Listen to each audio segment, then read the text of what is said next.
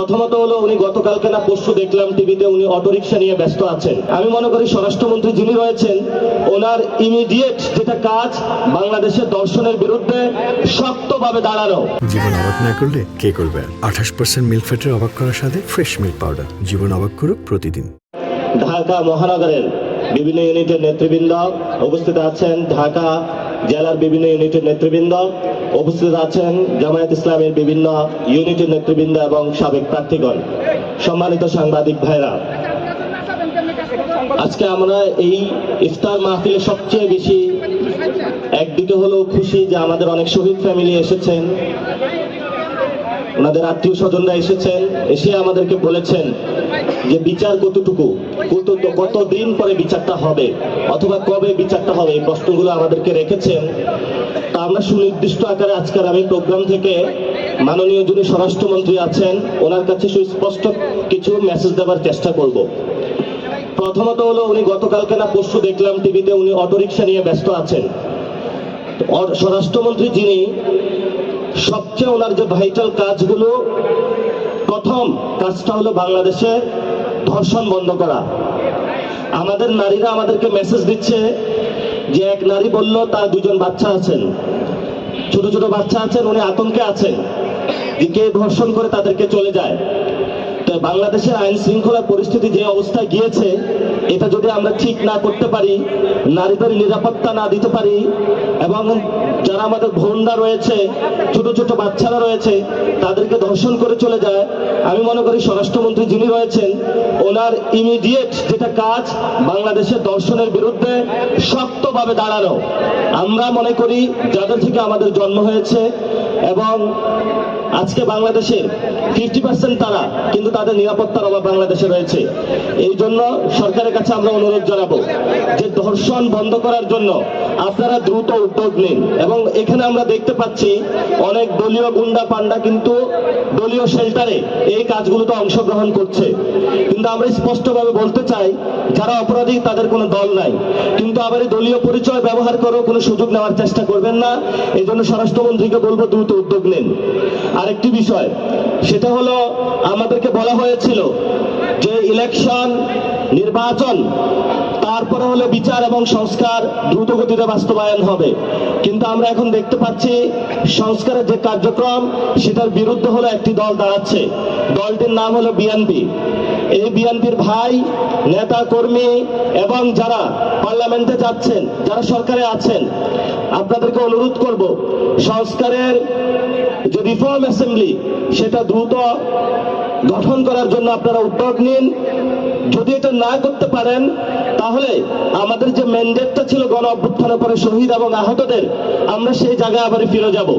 তো এই জন্য রাজপথে আমরা শান্ত থাকতে চাই, আমরা আমাদের যে নিয়মিত কার্যক্রম সেগুলো চালিয়ে যেতে চাই। আমাদেরকে আপনারা অশান্ত করবেন না। যদি আমাদেরকে আপনারা অশান্ত করেন তাহলে আপনারা অশান্তিতে থাকবেন।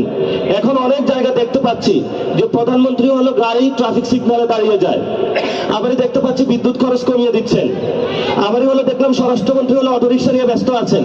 কিন্তু একদিকে হলো ধর্ষণ হচ্ছে, আরেকদিকে হলো বিভিন্ন জায়গায় খুন হচ্ছে। তো এটা হলো বিপরীত একটা মুখী প্রতিক্রিয়া। এটা হলো আমরা শেখ হাসিনার সময় দেখেছিলাম। শেখ হাসিনা কতক্ষণ হলো গণভবনে মাছ ধরত, কতক্ষণ তাহাজ্জুদের মুনাজাত দিত। তো একজনকে ফেসিস্ট সিস্টেমের কাঠামোর অনেক উপরে উঠানো হয়েছে। সবাই দুনিয়ার খারাপ, শেখ হাসিনা ভালো ছিল। এখনো এই পরিস্থিতি দেখতে পাচ্ছি, সবাই খারাপ, কেউ চান্দাবাজ, কেউ দুর্নীতিবাজ, কেউ সন্ত্রাসী, কিন্তু একজন আল্লামা উপস্থিত হয়েছে, উনি সব ভালো।